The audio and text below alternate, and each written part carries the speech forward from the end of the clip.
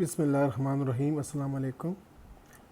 कल ईद उल अज़हा है और मेरी तरफ़ से आप सबको ईद उल अज़हा मुबारक।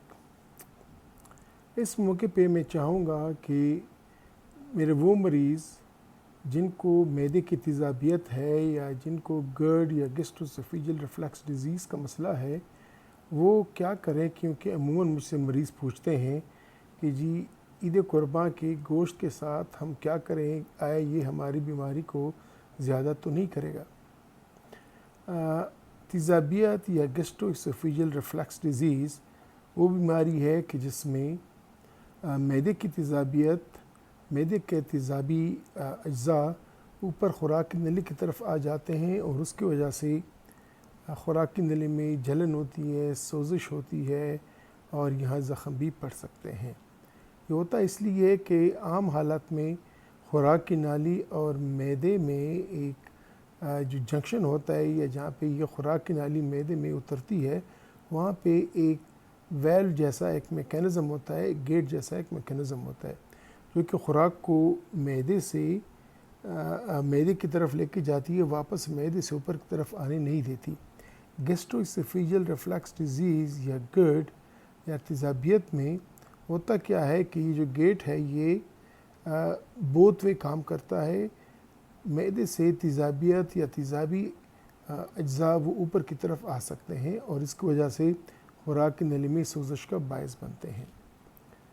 हम जानते हैं कि ईद कुर्बान में गोश्त हमारे चंद दिनों तक गोश्त हर घर में बनता है। गोश्त के मुख्तलिफ़ पकवान बनते हैं, टिक्के बनते हैं, कढ़ाई बनते हैं, कबाब बनती है और इसमें मसालादार चीज़ें होती हैं और उस पे के साथ और भी नींबू वग़ैरह और ये मसाले की चीज़ें इस्तेमाल हो सकती हैं।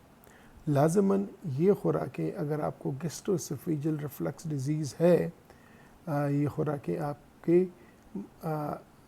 मसले को या आपके दिल जलन के आपके जो कंप्लेंट्स हैं उनको ज़्यादा कर सकती है।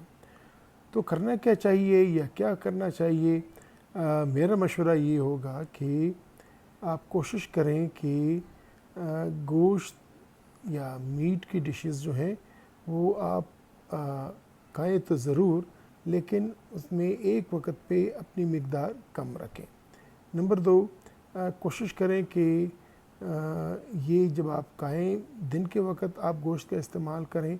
अगर रात के वक्त भी होता है और अमूमन डिनर्स वगैरह या ईद मिलन पार्टियाँ रात को ही होती हैं, तो कोशिश करें कि जब आप रात को ये मीट के ये गोश्त के डिशेस खाएँ तो उसके बाद आप फौरी तौर पे ना सोएं, बल्कि आपके खाना खाने और सोने के दरमियान में कम से कम 2-3 घंटे होने चाहिए।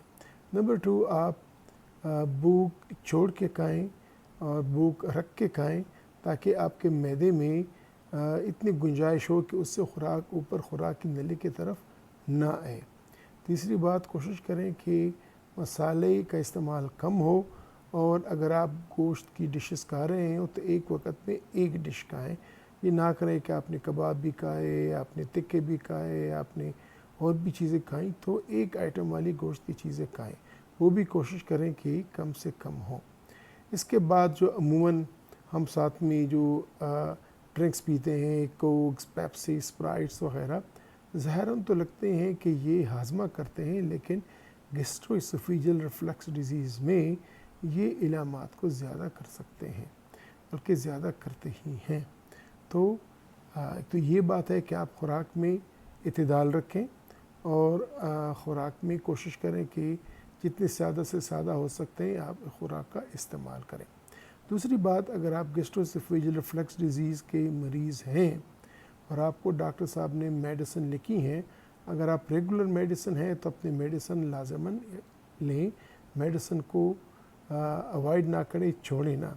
और अगर आपने मेडिसिन छोड़ी हैं, आपने ज़रा कुछ हफ्ते पहले या महीने पहले इस्तेमाल करते रहें और अब आप ठीक हैं, तो ईद के दिनों में जब आप के ख़ुराक में ज़्यादा मसालेदार मिर्च मसाले और गोश्त की चीज़ें होंगी तो आप उन मेडिसिन्स को प्रोफिलैक्टिकली दोबारा इस्तेमाल करें। इसमें डिफरेंट तरीके की कैप्सूल्स या प्रोटॉन पंप इनहिबिटर्स होते हैं, इसमें ये जो गैस की शरबतें होती हैं वो भी आप इस्तेमाल कर सकते हैं।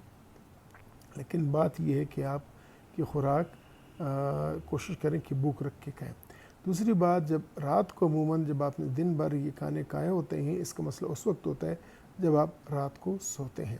تو رات کو سوتے وقت آپ کا جو بسترے کا جو ہیڈ اینڈ ہے، یہ جو پائیں ہیں سر کی طرف کے، ان پہ کے نیچے ایک ایک اینٹ رکھ دیں تاکہ وہ اوپر ہو جائے، جس طرح کہ بوتل کا سر، بوتل میں کوئی پانی ہو، اگر آپ بوتل بالکل ہی سیدھی آپ اسے لٹا دیں گے تو وہ پانی اوپر منہ کی طرف آ گیا، لیکن تھوڑا سا آپ اس کو ذرا ٹیڑھا رکھیں گے تو اگر اس میں کوئی پانی ہے، اس میں کوئی چیز ہے تو وہ نیچے ہی رہے گا، اوپر نہیں آئے گی۔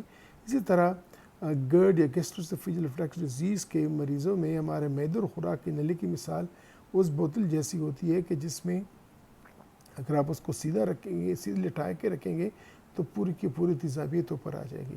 تو یہ دوسرا طریقہ ہے۔ تیسرا طریقہ یہ ہے کہ آپ کھانے کے فوراً بعد نہ لیٹیں، ذرا بیٹھ کے رہیں اور کم از کم 2 سے 3 گھنٹے کا وقفہ رکھیں۔